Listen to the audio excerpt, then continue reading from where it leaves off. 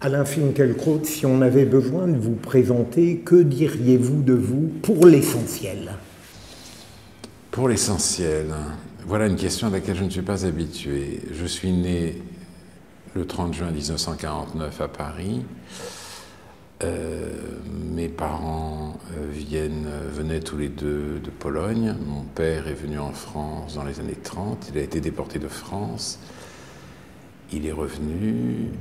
Il a rencontré ma mère en 1948, qui elle était née à Lwów, en Pologne, que la guerre a surpris là-bas, qui, sous de faux papiers, a travaillé en Allemagne, puis ensuite s'est échappé pour la Belgique. Bref, ils se sont rencontrés en France. En 1948, je suis, disons, né dans la foulée.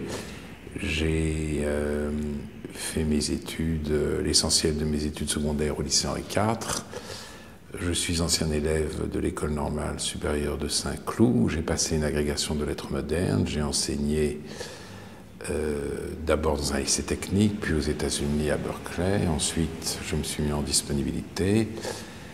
J'ai commencé mon travail à France Culture en 1985, puis j'ai été nommé, j'ai candidaté à l'école polytechnique, où j'ai été nommé en philosophie, histoire des idées, et j'ai enseigné jusqu'en juillet 2014, et maintenant je continue mon émission Réplique qui a fêté, il y a quelques semaines, son 30e anniversaire. Je suis marié, et heureusement marié, et j'ai un enfant. Si vous aviez à vous définir aujourd'hui écrivain, essayiste, philosophe, académicien, combattant de la pensée? Non, académicien, ce n'est pas une définition, c'est éventuellement une récompense. Je suis académicien, en effet, je crois que j'ai été élu en avril 2014, et ma réception approche. Elle aura lieu, je crois, le 28 janvier 2016. J'ai du mal à me définir comme écrivain, essayiste ou philosophe, car, et c'est un peu mon problème, mon angoisse avec laquelle je dois vivre et composer, chaque livre que j'écris, pour moi, est le dernier. Je me dis, ben voilà, j'ai dit ce que j'avais à dire. Donc, je n'ai pas l'impression d'accomplir une œuvre, mais que les livres viennent l'un après l'autre, et si œuvre il y a, elle se fait un peu malgré moi, disons en tout cas, elle n'obéit pas à un dessein concerté. Voilà, alors je peux dire maintenant que j'ai été écrivain depuis 1975, où j'ai commencé à écrire Le Nouveau Désordre amoureux avec Pascal Bruckner, jusqu'à aujourd'hui. Le serai-je encore demain? Je l'espère, mais je n'en suis pas sûr. Est-ce que, pour évoquer les tragiques événements du 13 novembre, est-ce que vous diriez, sans provocation de ma part, que c'est un sombre, un tragique hommage qu'on a rendu à la qualité de notre démocratie, ou bien c'est au contraire un constat lucide et terrifiant de la faiblesse de notre France? Non, je ne dirais pas cela. Je ne dirais pas que c'est un constat de la faiblesse de notre France face au terrorisme. Tous les États démocratiques sont désarmés. Toutes les sociétés ouvertes sont menacées, quelles que soient les mesures sécuritaires qu'elles sont amenées à prendre. Alors certes, on peut regretter que les policiers n'aient pas eu la possibilité d'agir après le 11 janvier, qu'il ait fallu attendre les attentats du 13 novembre. Mais même l'état d'urgence et sa prolongation ne nous protègent pas d'une récidive, et nous le savons bien.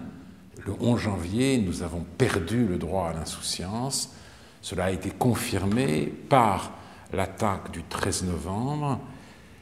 On a dit qu'elle visait, cette attaque, la génération Bataclan. Je n'aime pas beaucoup cette formule.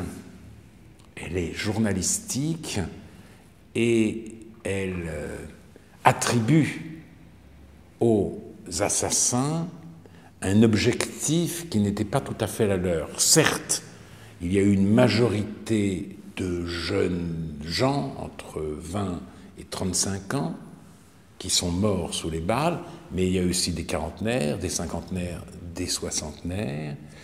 Et ce qui était visé, ce n'était pas tant une génération qu'une civilisation. La civilisation des cafés, et en deçà même, et plus profondément que la civilisation des cafés, la civilisation urbaine, en tant qu'elle est la mise en contact de tous avec tous, l'expérience vivante du mélange des conditions et des sexes. C'est cela que les djihadistes ne supportent pas, cette mixité européenne et plus particulièrement française. Ils l'ont attaquée et ceux qui sont morts ont été assassinés au titre d'idolâtres, d'impies, de mécréants. Donc notre civilisation a été attaquée et ce n'est donc pas seulement la démocratie française qui doit se défendre, c'est la civilisation française elle-même. Comment, à votre avis, peut-on résoudre ce paradoxe douloureux qu'une démocratie doit se défendre, bien sûr, mais que se défendant par des moyens que j'approuve, elle réjouit en quelque sorte ceux qui rêvent de la détruire? De toute façon, la démocratie française, comme toutes les démocraties européennes, se sont relevées de la Deuxième Guerre mondiale et des guerres coloniales avec l'idée qu'elles n'avaient plus d'ennemis. Et d'ailleurs, l'Union européenne est un effort pour instaurer entre les nations de l'Europe le règne de la paix perpétuelle, avec l'idée plus large qu'on pourrait, en quelque sorte, par contagion, amener tous les États du monde à se régler sur le modèle européen. Mais comme l'a très bien dit Julian Freund, le philosophe, ce n'est pas nous qui désignons l'ennemi, c'est l'ennemi qui nous désigne. Et s'il a décidé que nous sommes son ennemi, nous aurons beau lui faire toutes les plus belles protestations d'amitié, il nous empêchera même de cultiver notre jardin. Voilà ce qu'a dit Julien Freund à Jean Hippolyte le jour où il soutenait sa thèse en 1965 sur l'essence du politique. Et en effet, c'est exactement ce qui se passe. La démocratie française découvre, horrifiée, qu'elle a un ennemi. Ce qu'elle doit faire, d'abord, c'est d'accepter de le nommer, me semble. Et elle ne perd pas son âme à le nommer. Elle perdrait peut-être son âme si elle se choisissait un ennemi sans que aucune guerre lui ait été déclarée. Là, si on en revient au 11 janvier, la France a refusé de nommer l'ennemi.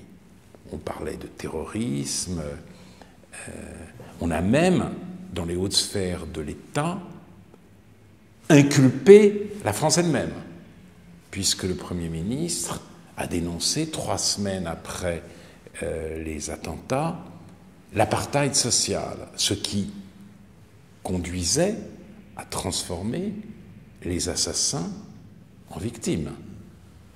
C'est la France qui, par une politique d'exclusion, de ségrégation, de discrimination, aurait poussé au crime un certain nombre de jeunes fragiles et désespérés. Au lendemain du 13 novembre, ce discours n'a pas disparu, mais il n'a pas prévalu.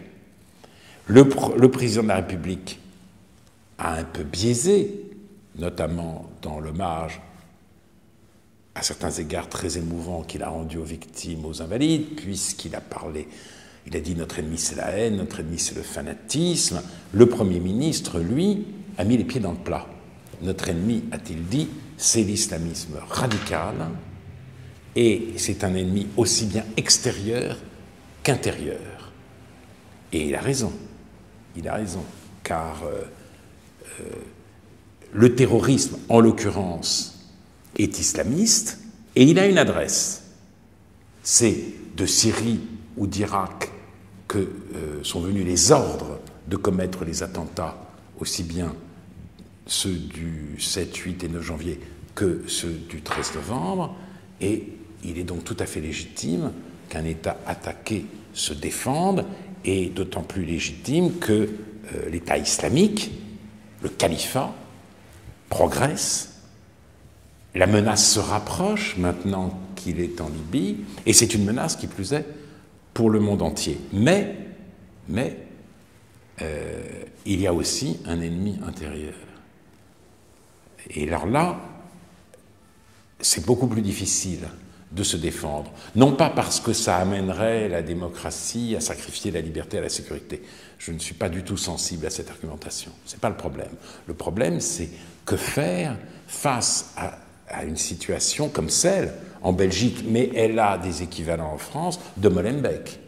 Une ville qui n'est plus belge, qui n'est plus européenne, d'où tous les habitants belges et européens se sont enfuis. Ce n'est pas un quartier, c'est une commune. 27 mosquées, une population très majoritairement maghrébine et musulmane, et un foyer du djihadisme. Mais on a le même problème dans des villes françaises. Et là,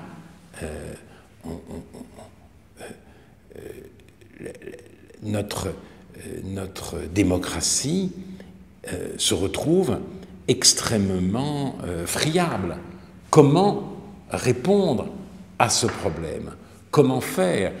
C'est-à-dire, notre ennemi, c'est l'islamisme radical. L'islamisme radical a plusieurs composantes. Le djihadisme est sa composante paroxystique, mais il y a ceux qui poursuivent les mêmes buts par d'autres moyens, qui prêchent, comme Youssouf al-Qaradawi, surnommé le Moufti mondial en raison de son influence sur les réseaux sociaux par Gilles Kepel, et ce Moufti mondial prêche la conquête par l'idéologie, par la prédication et par le nombre.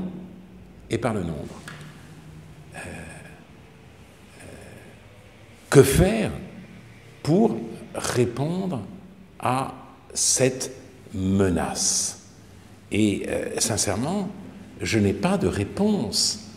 Je pense que les responsables politiques doivent prendre à bras-le-corps le problème de l'immigration, car le nombre favorise l'islamisme radical. Si vous voulez, nous avons le choix.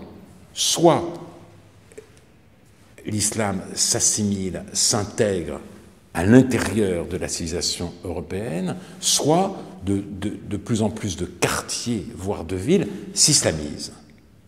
Pour éviter cette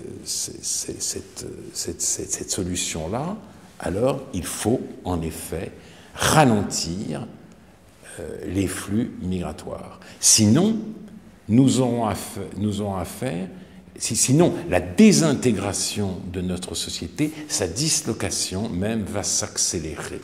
On assiste de plus en plus à des phénomènes de sécession culturelle et territoriale. Christophe Guilluy l'a bien vu en disant que toute une partie de la population, les Français qu'on n'ose plus appeler de souche, disons, qui appartiennent aux classes défavorisées, aux classes moyennes, n'habitent plus au-delà du périphérique, ils habitent aujourd'hui au-delà de la banlieue. Il ne faut pas que cette situation s'aggrave, que ce problème s'accentue, et je ne suis pas sûr que nos responsables politiques soient prêts à traiter le problème avec la lucidité et la radicalité qui s'impose. Êtes-vous sensible à cette banalité qu'on ressasse sur le risque de l'amalgame? Oui. Je suis à la fois sensible, je suis exaspéré par le ressassement et sensible à la réalité du problème. Les deux. Les deux, parce que le pas d'amalgame peut mener au refus de nommer les choses. À force de dire pas d'amalgame, on en vient à dédouaner l'islam.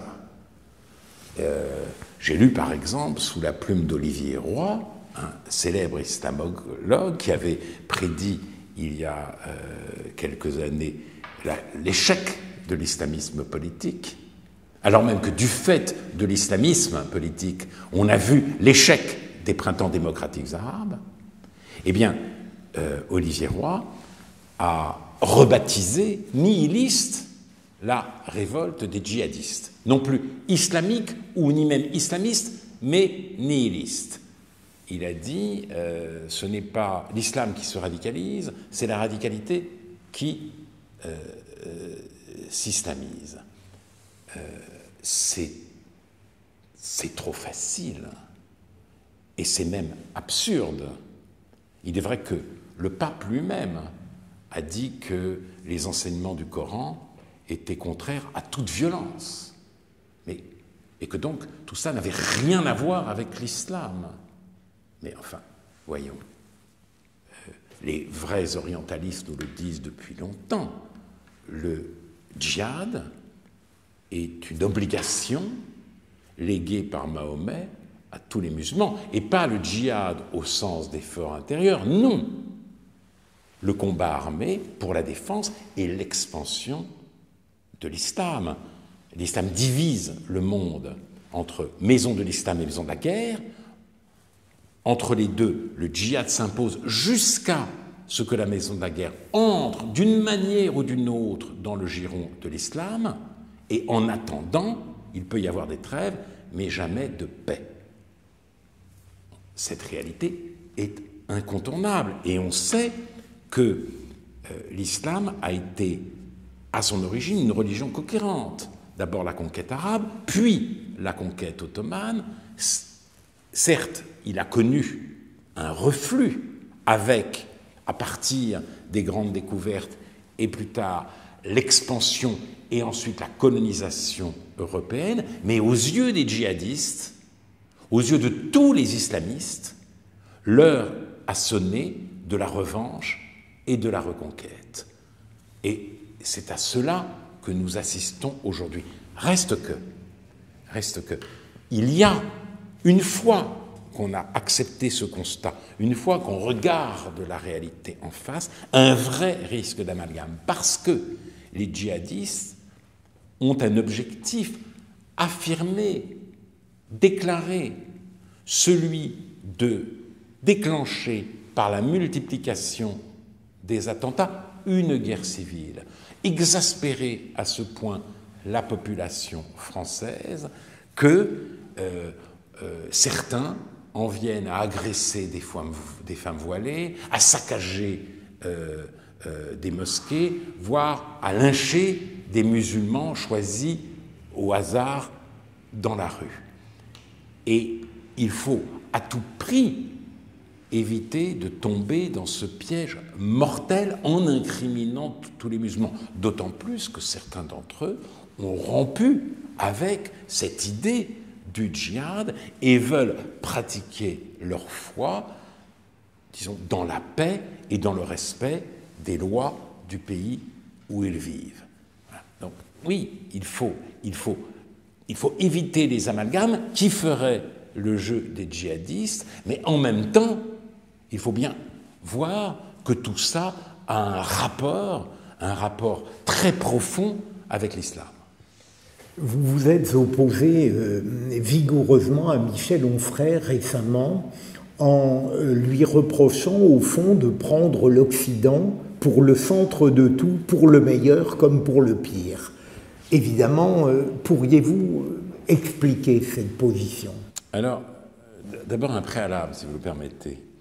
Pendant les mois qui ont précédé les attentats, il y a eu toute une partie de la presse, de l'intelligentsia, a été occupée par une polémique et même une campagne assourdissante contre le bloc des néo-réacs. Et ce bloc était composé de 4 ou 5 intellectuels censés faire la loi, censés dominer le monde médiatique, Houellebecq, Onfray, Zemmour et moi. Et puis on associait éventuellement Natacha Polony et Elisabeth Lévy. Ça a donné lieu à des titres dans la presse extrêmement violents, surtout que, par exemple, je me souviens d'une couverture de l'Obs. Il ne s'agissait pas d'Onfray dans cette couverture, mais enfin, elle est quand même très très révélatrice. C'était dans la couverture de Libé qui avait Onfray associé à mon nom et à celui de Zemmour. Dans l'Obs, on présentait en couverture, on annonçait en couverture la présentation des nouveaux intellos de gauche. Il y a une pastille jaune avec 0% de Zemmour, Finkielkraut et les autres d'Onfray, 0%. Une vulgarité extrême, et ça m'a été 2 fois douloureux, d'abord parce que j'étais visé, et aussi parce que j'étais un lecteur fidèle du Nouvel Observateur de Jean Daniel, auquel j'ai été heureux de collaborer au début des années 80, qui était le grand foyer de la vie intellectuelle française, là où écrivaient Foucault, Barthes, Kundera, etc., etc., les plus grands. Et maintenant, c'est l'Obs avec 0% dans une pastille jaune. Zemmour, Finkielkraut dans une pastille jaune. C'est affligeant, cette dégradation du débat intellectuel, où la haine pure a remplacé la polémique, même musclée. Et, on l'a vu, ce bloc réactionnaire, inventé de toutes pièces par une presse et une intelligentsia qui se mobilisait avec vigilance contre un fascisme inexistant pour ne pas regarder en face la réalité de notre temps, celle de l'islamisme radical, eh bien, ce bloc réactionnaire a évidemment volé en éclats. Tout ça ne voulait strictement rien dire. Et je me suis retrouvé, en effet, j'ai lu avec stupeur, consternation et, je dois dire, un peu de colère, l'entretien que Michel Onfray a donné au Point au lendemain même des attentats, puisque l'entretien paraissait le lundi et les attentats avaient lieu le vendredi 13 novembre. Stupeur et consternation parce que Michel Onfray mettait une sorte d'équivalence entre la barbarie des terroristes et celle de nos avions furtifs. Ils avaient, c'était l'arme du pauvre, en quelque sorte, que ce terrorisme indiscriminé. Et il en appelait aussi à une paix des braves, une trêve avec Daesh, comme si quelque négociation que ce soit était possible avec un État aussi féroce. Et donc, et en plus, il dénonçait les guerres islamophobes que nous ferions depuis quelques années, nous, Français, nous, Occidentaux, et il reprenait à son compte une catégorie qu'il avait lui-même visée et qui n'a d'autre objectif que d'interdire toute critique de l'islam. Donc, ce que je peux lui répondre, c'est que ces attentats ne sont pas une réponse à l'intervention française en Syrie. La France est une cible du terrorisme depuis bien plus longtemps que cette intervention. Et la France est visée pour ce qu'elle est. La France est visée comme civilisation de la laïcité et de la mixité. Les djihadistes le disent, il faut entendre leur message. Mais Michel Onfray est ainsi le porte-parole d'une tendance de l'opinion qui a trouvé un slogan: « Vos guerres, nos morts ». Non, ce ne sont pas nos guerres qui sont responsables de ces morts. Toujours pareil. Ce sont les tueurs. Ce sont les tueurs qui ont tué. Voilà. Ce ne sont pas nous, ce sont les tueurs. Et surtout, justement, j'ai compris là que nous autres occidentaux, nous avons du mal à nous défaire de l'idée que nous sommes les seuls auteurs de l'histoire universelle. L'histoire est devenue universelle à travers les différentes étapes, les différents épisodes de la mondialisation. Et nous pensons donc que l'histoire est occidentale. Nous agissons et les autres réagissent. Eh bien, ce n'est pas vrai. Il y a plusieurs sujets historiques et les djihadistes ont leur agenda et ils ont une très forte capacité d'initiative. Voilà pourquoi j'invite Onfray et d'autres à se défaire de l'étrange ethnocentrisme de la mauvaise conscience. Est-ce qu'à votre avis, la nostalgie est forcément réactionnaire? La nostalgie consiste à regarder derrière soi. C'est vrai. Mais est-ce que le fait de regretter le passé est réactionnaire? Non, je ne le crois pas. La réaction, le mot a été inventé par opposition à celui de révolutionnaire, et il a désigné d'abord ceux qui ne se résignaient pas aux conquêtes de l'égalité démocratique, ceux qui voulaient voir revenir l'ancien régime, les hiérarchies sociales.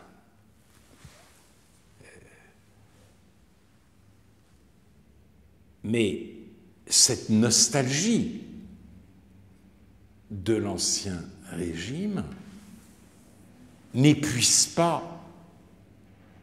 en aucune façon toutes les possibilités de la nostalgie.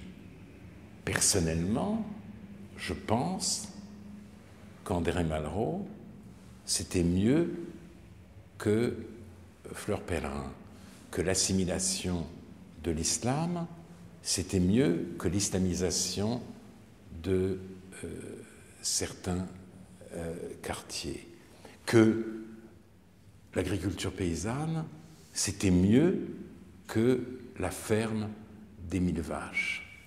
Et je peux continuer la liste, que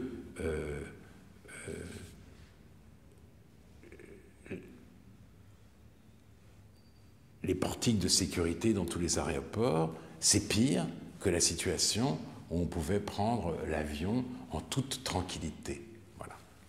Donc, quel rapport avec la réaction? Aucun. Mais aujourd'hui, curieusement, tout regard en arrière est frappé d'interdit.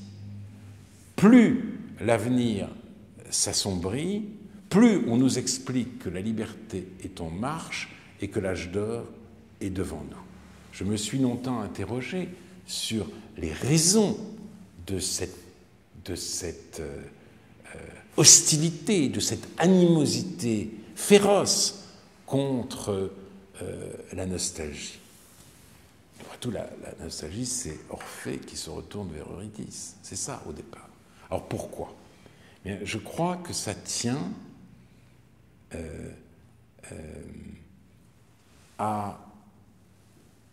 au discours actuel sur la diversité. La France d'avant, c'est une France d'avant la diversité. Et donc, si vous regardez, si vous regrettez la France d'avant, si vous en portez le deuil, c'est que vous avez quelque chose à redire à cette diversité. Et si vous avez quelque chose à redire à cette diversité, c'est que vous êtes raciste. Donc, on ne peut pas dire, on ne peut pas accuser celui qui témoigne d'une certaine nostalgie pour l'école républicaine de vouloir un retour à l'ancien régime, mais on peut lui dire, voilà, vous aimiez ces classes socialement et surtout ethniquement homogènes. Dès lors, vous êtes suspect. Et c'est ainsi que plus la diversité est problématique, plus nous sommes condamnés à l'aimer sous peine de racisme. Vous ne croyez pas également que pour les pouvoirs, le fait de sacraliser le fil du temps, d'estimer que le fil du temps est nécessairement progressif, c'est une manière de justifier ces impuissances? Oui, je crois aussi que c'est une manière de justifier l'impuissance, dites-vous, mais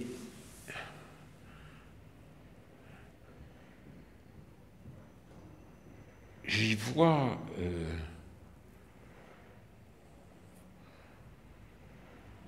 une certaine incapacité à regarder la réalité en face.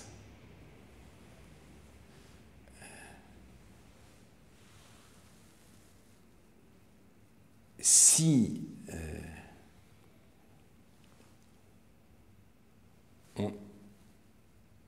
on accepte ce sentiment,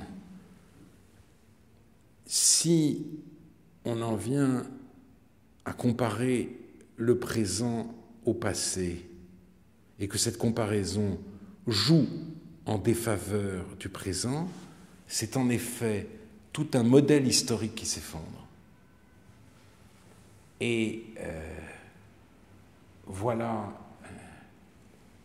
une classe politique et une classe intellectuelle qui risquent soudain de devenir veufs ou orphelins de leur idée de l'histoire. Que feraient-ils s'ils ne pouvaient plus croire au progrès? Et cela, je crois, crée un véritable sentiment d'affolement, d'où la rage contre ceux qui, disons, persistent à garder les yeux ouverts.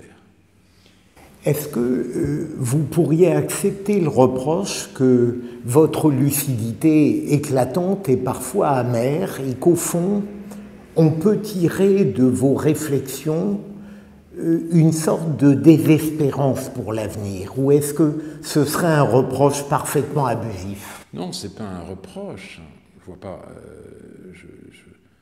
Oui, je comprends qu'on puisse ressentir,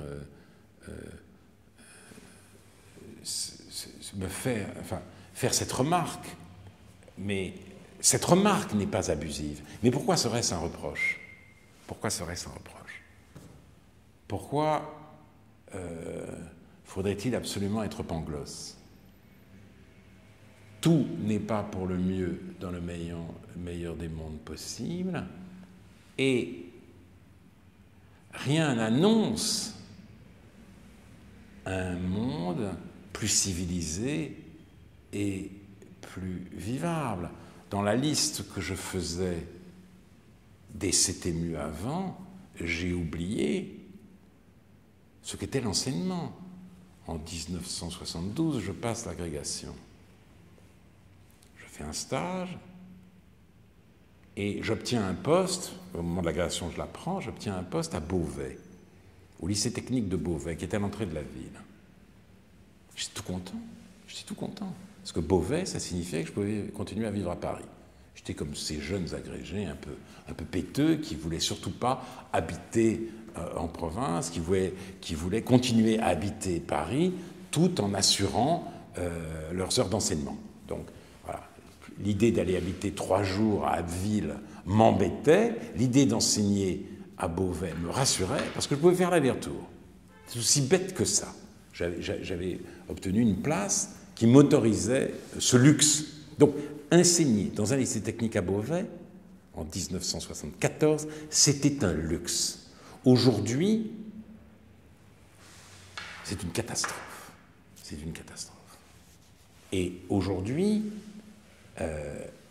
les jeunes agrégés arrivent en classe la peur au ventre. La peur au ventre.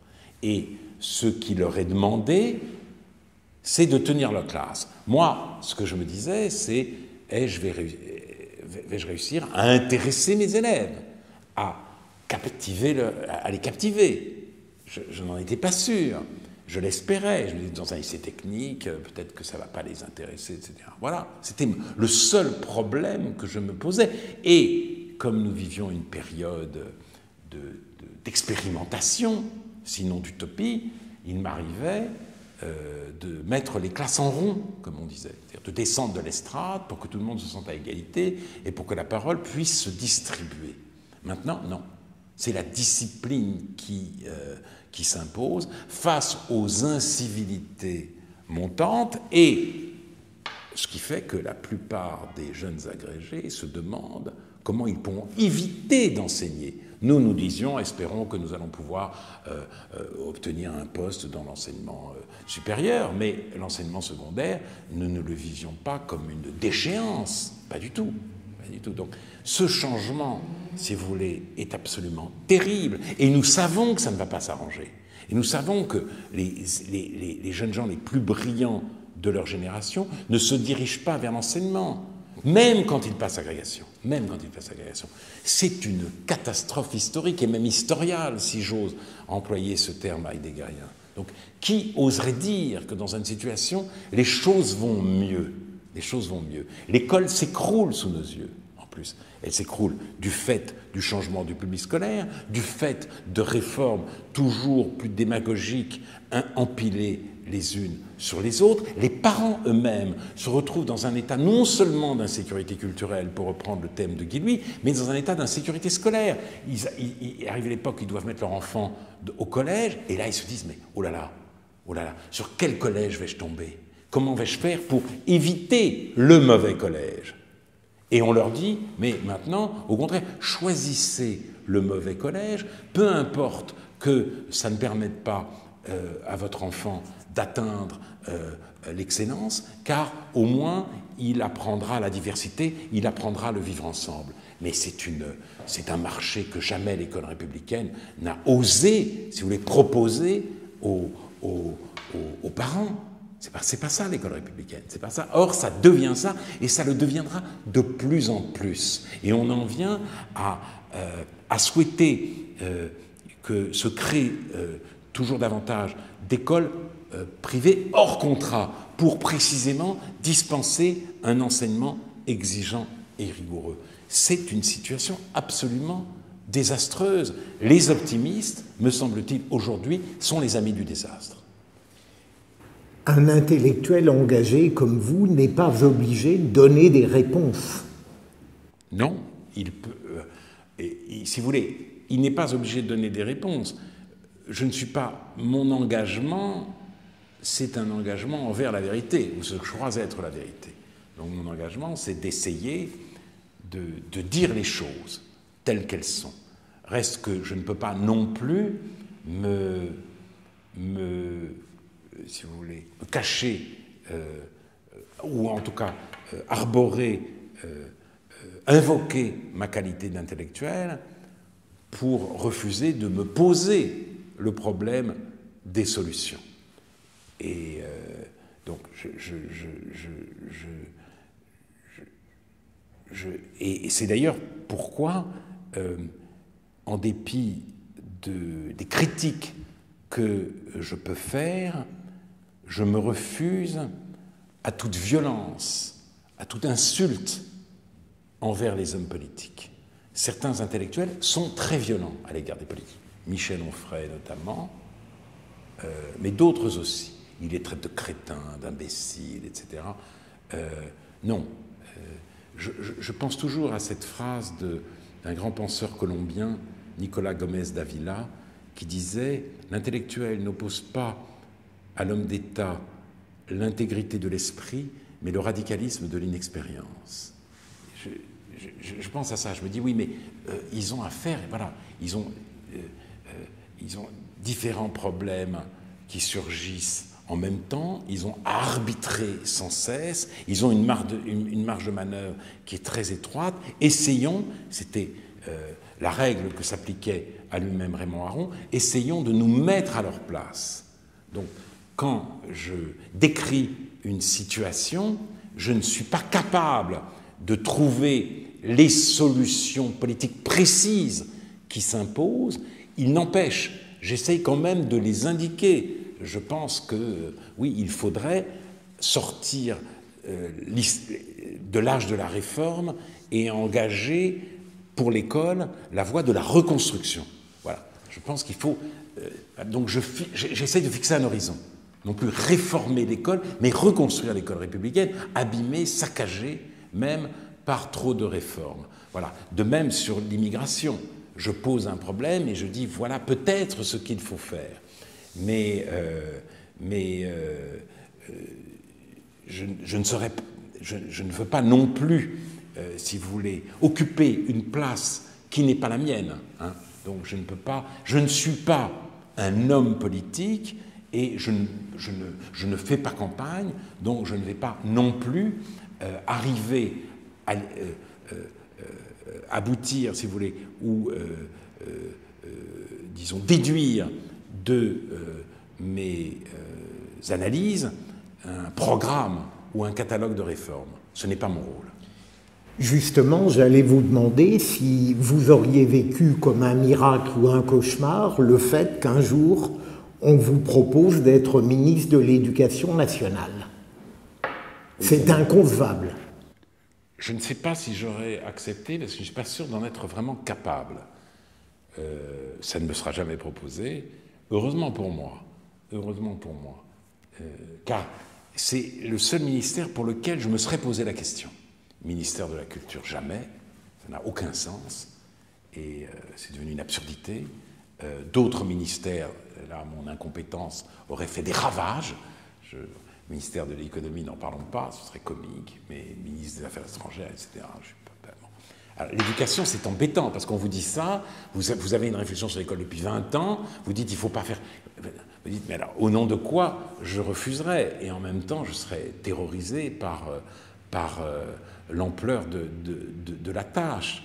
Je me vois mieux conseiller un ministre et lui dire que il est temps aujourd'hui de tenir un langage de vérité sur la baisse spectaculaire, dramatique du niveau et sur la nécessité justement de reconstruire l'école parce que beaucoup de parents sont prêts à l'entendre. Mais serais-je moi prêt à tenir ce discours et à proposer les objectifs de reconstruction qui vont avec, ça je n'en suis pas sûr. Si vous le permettez, là c'est l'ancien magistrat qui va vous poser une question. Votre épouse est avocate et je vous ai lu et je vous ai entendu dénoncer souvent avec vigueur et parfois outrance selon moi certaines pratiques judiciaires et j'avais presque l'impression que c'était la magistrature en elle-même que vous n'aimiez pas. Est-ce que je me trompe? Ah non, pas du tout. Pas du tout. Ma femme est avocat et ce n'est pas une avocate à la Vergès. Elle ne fait pas de défense de rupture. Elle se conçoit comme une auxiliaire de justice et j'aime la justice dans tout son déploiement. j'aime qu'il y ait des procureurs, j'aime qu'il y ait des juges d'instruction, on verra, qu'il y ait des magistrats, j'aime qu'il y ait des avocats, et les uns vont avec les autres. Donc pas du tout, mais je vois une magistrature qui succombe de plus en plus souvent à l'idéologie. Et j'ai été particulièrement horrifié, mais je crois que vous aussi, par l'épisode du mur des cons. C'était absolument terrible, parce que ça en disait long. D'abord, ce mur des cons n'était pas affiché dans un local privé, comme on l'a dit, mais sur un mur du local du syndicat de la magistrature, et tous les cons épinglés, c'étaient ceux qui étaient en désaccord avec ce syndicat, pour lequel, semble-t-il, les victimes, ce sont d'abord les délinquants, puisque certains se sont retrouvés sur ce mur, alors même que, justement, ils défendaient, ils présidaient des associations de victimes. Donc j'ai trouvé que cette histoire était absolument scandaleuse, et d'autant plus scandaleuse qu'elle révélait quelque chose. Elle révélait une partialité agressive chez certains magistrats, et cette partialité, je l'ai vue à l'œuvre dans l'acharnement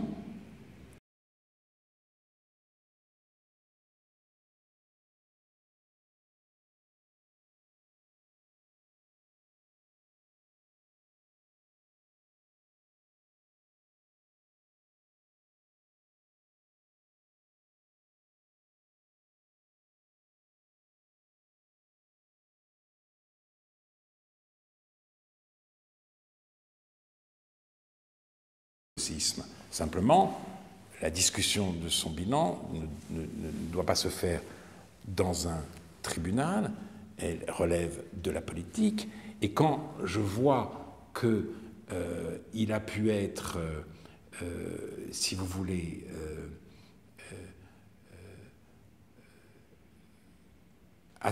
comment dire, on a pu adopter à son égard la stratégie du filet dérivant, c'est-à-dire on le poursuit pour telle ou telle raison, mais à force d'écoute même de son avocat, on découvre d'autres incriminations possibles, et à ce moment-là, on fonce. Je me suis dit, non, si vous voulez, je ne veux pas, si vous voulez, que le pouvoir judiciaire soit un pouvoir sans contre-pouvoir. C'est tout.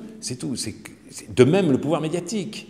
Et quand le pouvoir médiatique et le pouvoir judiciaire s'associent pour s'attaquer au pouvoir politique lui-même, je pense que c'est une menace qui pèse sur la société tout entière. Le pouvoir politique est de plus en plus faible, le pouvoir médiatique et le pouvoir judiciaire de plus en plus fort. Je plaide à la Montesquieu pour un équilibre des pouvoirs.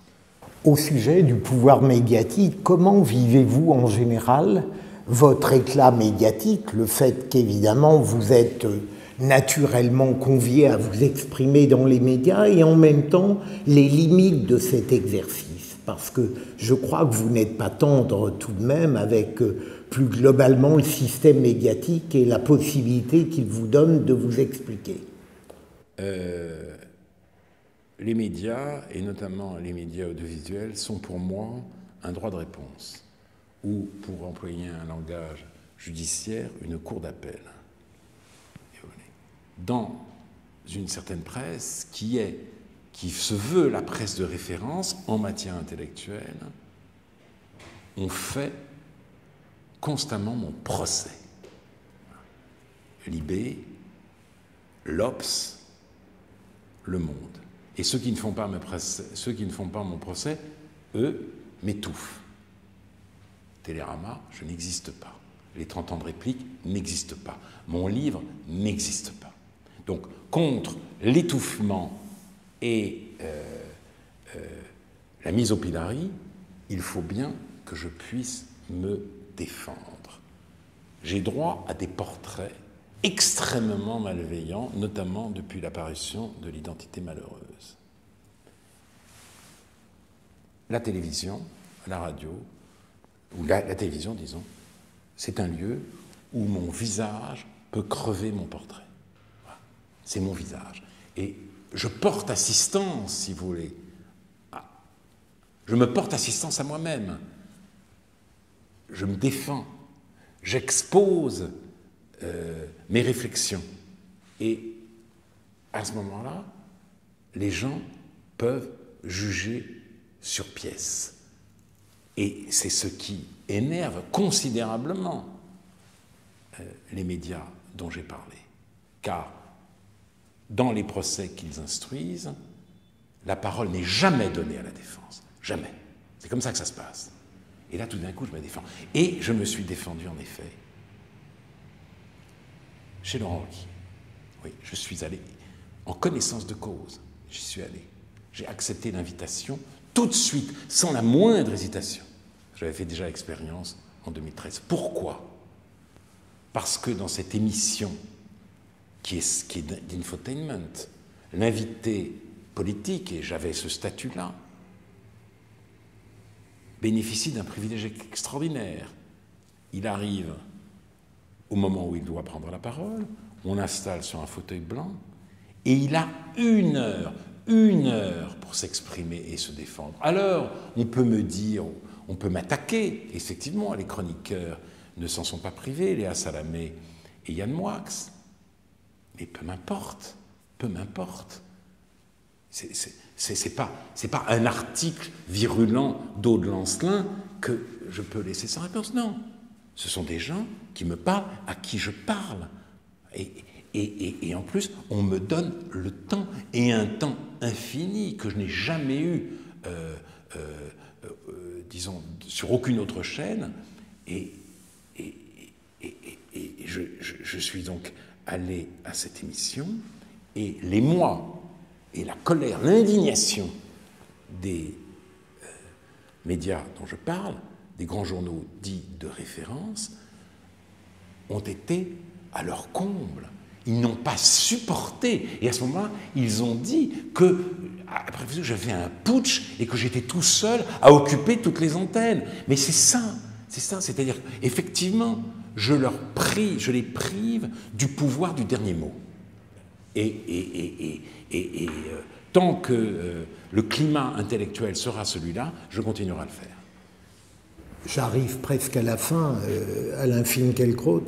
Est-ce qu'il y a quoi que ce soit qui, aujourd'hui, dans votre démarche intellectuelle et votre engagement, ressemble à ce qu'était l'intellectuel engagé au temps, par exemple, de Jean-Paul Sartre?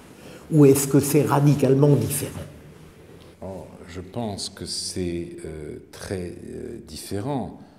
Je me sens plus proche, toute proportion gardée, de Camus que de Sartre, quelle que soit par ailleurs l'admiration que j'ai pour certains textes de Sartre qui m'ont influencé, qui m'ont même habité longtemps. Les réflexions sur la question juive, bien sûr, mais aussi L'être et le néant, que j'ai lu avec passion, ou le Baudelaire, le Flaubert. Mais je voulais dire dans la notion même d'engagement. La notion d'engagement, je me sens plus proche de Camus que de Sartre, parce que Sartre est de ceux qui divisaient le monde en deux camps. Son engagement, c'était le parti pris pour les opprimés, pour les damnés de la terre. Dans un livre que Sartre a préfacé, Aden Arabi, il en disait « Il n'y a plus que deux espèces humaines qui n'ont que la haine pour lien, celle qui écrase et celle qui ne consent pas à être écrasée. » D'où la violence de cet engagement. Parce que si vous êtes du côté des écrasés contre les écraseurs, vous n'avez plus d'adversaire légitime. Tous ceux qui ne pensent pas comme vous sont des scélérats. Et même, c'est ce qui est arrivé à Camus, des nuls.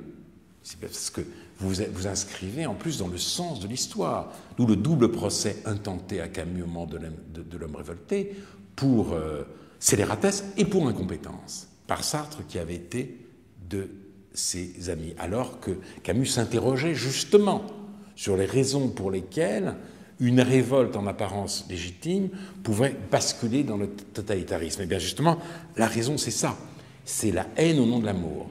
Vous choisissez l'amour des opprimés, alors la haine se déploie comme un sentiment absolument légitime. Et Sartre, dans son article de réponse à l'homme révolté, justement, entreprend une grande réhabilitation de la haine. Alors, tout mon effort est de reprendre, de m'inscrire comme je le peux, avec mes faibles moyens, dans la lignée de Camus, d'autant plus que celui-ci déclarait dans son discours au Nobel « Toutes les générations se croient vouées à refaire le monde, la tâche de la mienne n'est pas moins importante, empêcher que le monde ne se défasse. » À l'heure écologique qui est la nôtre, je crois que cette injonction de Camus a encore plus d'acuité aujourd'hui qu'au moment où il la formulait. Deux questions encore, Alain Finkielkraut. Vous évoquez l'émission de Ruquier tout à l'heure, et j'ai été surpris à un certain moment, vous avez eu droit à un réquisitoire de Thomas Guénolé, et je vous ai surpris avec une forme d'ironie lassée, presque tendre, et c'est la seule fois où je vous ai senti découragé à l'idée même de répondre. Ah oui. Est-ce que par moment vous êtes atteint par une sorte de découragement? Ah oui, alors là j'étais découragé à l'idée de répondre parce que... Mais je me disais qu'en même temps, d'où mon sourire, il se ridiculisait parce qu'il était censé me poser une question alors qu'il dressait à toute allure un véritable réquisitoire. Et je me suis dit, bon, c'est même pas la peine, quoi. Voilà, laissons-le parler. C'est désespéré pour lui autant que pour moi, en quelque sorte. Mais je suis, dans ce cas précis, je ne souffrais pas trop, puisque, sans pour autant répondre terme à terme à son grotesque réquisitoire, j'avais la parole. Ce qui me décourage, c'est d'entendre et de lire des choses épouvantables sur mon compte. Ce qui me décourage, c'est le 0% de Finkielkraut ou de Zemmour, ou c'est d'entendre sur ma chaîne, France Culture, Thierry Pêche, l'actuel directeur de Terra Nova, collaborateur de la revue Esprit, donc dans l'émission, la très belle émission au demeurant de Philippe Meyer, L'Esprit public, dire qu'on ne peut pas parler justement de moi comme d'un intellectuel, que de toute façon je n'ai pas d'œuvre et que mon élection à l'Académie française suffit à discréditer mon peu de pensée. Donc vous êtes là, il est 11h, vous êtes à la maison, c'est un dimanche, vous écoutez en toute confiance votre chaîne et vous recevez en pleine tête un tombereau d'insultes. C'est extrêmement pénible. Donc je souffre énormément de tout cela. Je croyais à un moment donné que je n'en serais pas autrement affecté, mais pensées nauséabondes, intentions putrides, et cela me fait d'autant plus souffrir qu'on ne peut pas simplement incriminer quelques journalistes malveillants. C'est un mouvement plus profond dans l'intelligentsia. Beaucoup d'universitaires pensent ainsi. Et le climat intellectuel s'est considérablement durci en France, il s'est radicalisé. Moi, j'ai connu une période beaucoup plus heureuse, de véritables discussions âpres et vigoureuses, certes, mais où on pouvait penser, pour parler comme Montaigne, que la cause de la vérité était la cause commune. Tout a basculé avec le livre de Daniel Blindenberg, publié sous l'égide de Pierre Rosanvallon en 2002, Le rappel à l'ordre, les nouveaux réactionnaires. Réapparition de la liste noire. Et ce livre, on annonce la réédition au Seuil en 2016. Et sur le programme du Seuil, vous dites, vous lisez par exemple, eh bien oui, les Zemmour et les Finkielkraut prouvent à quel point j'avais raison. Les Zemmour et Finkielkraut. Sur un catalogue de la maison d'édition où j'ai encore des livres, Le Juif imaginaire notamment. Je me dis, mais qu'est-ce que c'est que ça? Comment peut-être tomber si bas, cette violence, cette vulgarité dans le langage? Cela m'attriste d'autant plus que je fais une émission Réplique qui a un seul but, justement, poursuivre la conversation dans tous les domaines où elle s'impose, c'est-à-dire la politique, mais aussi l'art, mais aussi la philosophie, mais aussi la littérature, etc. Et des conversations, encore une fois, souvent véhémentes, mais en même temps honnêtes, et voir le débat se dégrader, c'est une vraie douleur pour moi, et d'autant plus que je suis souvent la cible. Vous ne pouvez pas admettre que l'hostilité, voire la haine dont vous faites l'objet parfois est la rançon de l'immense estime, admiration que beaucoup éprouvent pour vous. Ah ben, je me sens soutenu, c'est vrai. Je ne sais pas si les mots d'admiration s'appliquent, mais je reçois beaucoup de messages de soutien.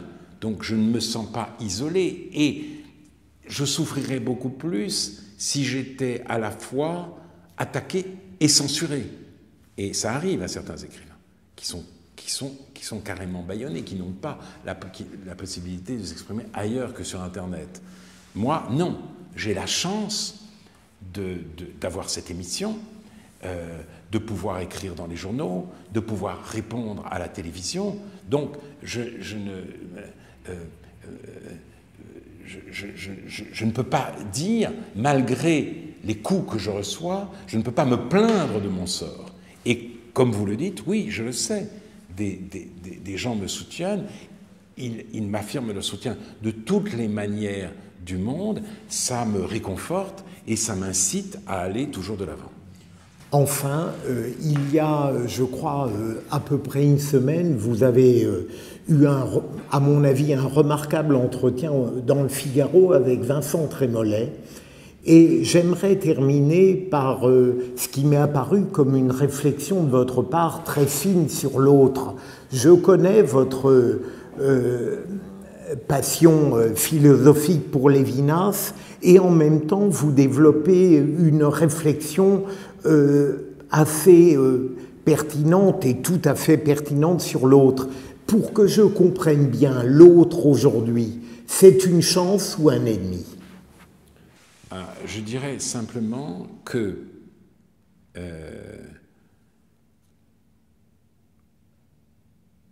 Hitler a fait de l'autre imperceptiblement autre qu'était le juif, l'ennemi et même l'ennemi absolu. Nous vivons dans une Europe qui est très largement post-hitlérienne, c'est-à-dire obsédée par Hitler. Et de peur de récidiver, Hitler prenait l'autre pour l'ennemi, de peur de récidiver. On a le sentiment qu'une large fraction du parti intellectuel prend l'ennemi pour l'autre. Et elle nous dit, l'islam, les musulmans sont aujourd'hui les successeurs des juifs, on leur fait subir, on réoriente contre eux une hostilité dirigée autrefois contre le peuple d'Israël.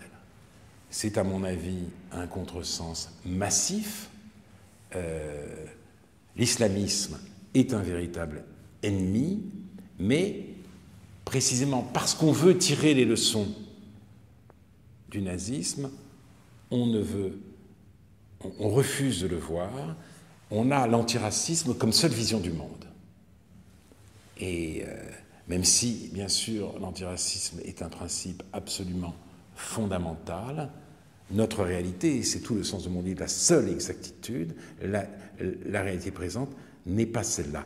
Il existe un véritable ennemi qui se fait passer pour l'autre, à travers justement, en brandissant sans cesse, à la moindre critique, le concept d'islamophobie. Et on met sur le même plan l'islamophobie et l'antisémitisme. Mais pour revenir à Lévinas, parce que je réfléchis beaucoup à ça, c'est vrai que Lévinas est celui qui a en quelque sorte promu le concept de l'autre. On pense toujours Lévinas, c'est le philosophe de l'altérité.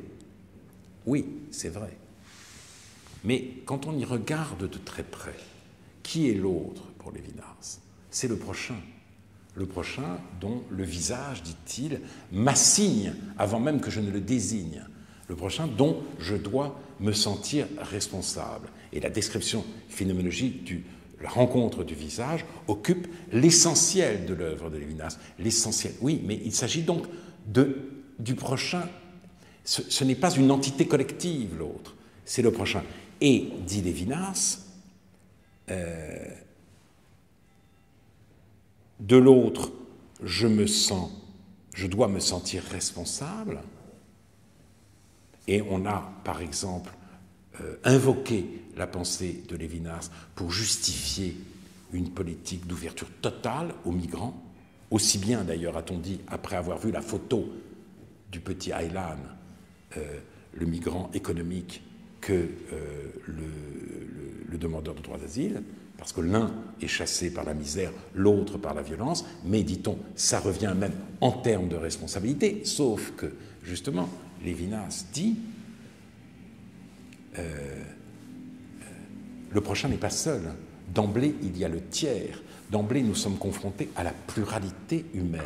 Et et à ce moment-là, naît le problème, naît la justice, naît la philosophie. Voilà. Ça devient un casse-tête. C'est-à-dire, qui est l'autre dans telle ou telle circonstance? Qui est le prochain? Et cela réclame une réflexion constante. Victor Hugo l'a dit aussi dans L'homme qui rit. La responsabilité peut être elle-même un labyrinthe. Et c'est cela qu'on oublie en transformant l'autre, selon Lévinas, en entité collective. On peut vouloir le faire, mais on ne peut pas s'autoriser de Lévinas pour le faire. Merci beaucoup, Alain Finkielkraut.